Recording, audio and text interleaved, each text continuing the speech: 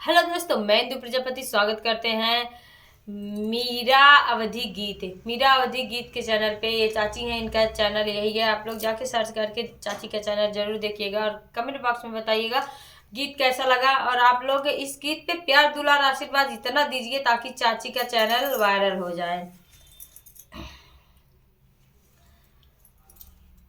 बगिया लागल बा चिरैया तनी उड़ै दना नदी, बगिया लागल बा चिरैया तनी उड़ै दना नदी, हे उड़ै दना नदी, हे उड़ै दना नदी, बगिया लागल बा चिरैया तनी उड़ै दना नदी, बगिया लागल बा चिरैया तनी उड़ै दना नदी।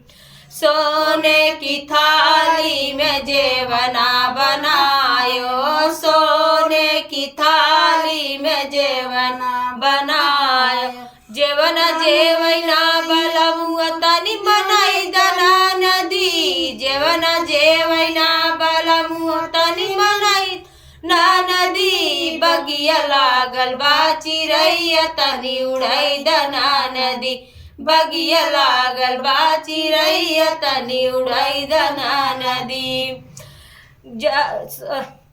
लंगवा हिलाची के बीरवा जोराए, लंगवा हिलाची के बीरवा जोराए, बीरवा पूछै ना बलमुआ तनी मनाई दना नदी, बीरवा पूछै ना बलमुआ तनी मनाई दना नदी, बगिया लागल बा चिरैया तनी उड़ै दना नदी, बगिया लागल बा चिरैया तनी उड़ै दना नदी, हे उड़ै दना नदी, हे उड़ै दना नदी, बगिया लागल बा चिरैया तनी उड़ै दना नदी। सोने की लोटा में जल भर लाए, सोने की लोटा में जल भर लाए, जलवा घोटै ना बलमुआ तनी मनाई दना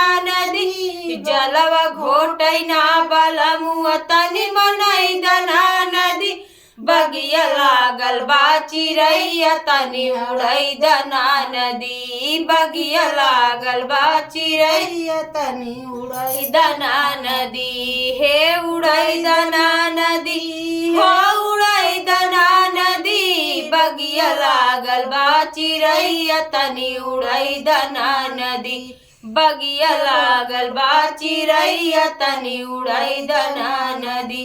तो दोस्तों, गीत कैसा लगा आप लोग जरूर कमेंट बॉक्स में बताइएगा और प्यार दुलार इस गीत पे आप लोग ज़्यादा से ज़्यादा दीजिए।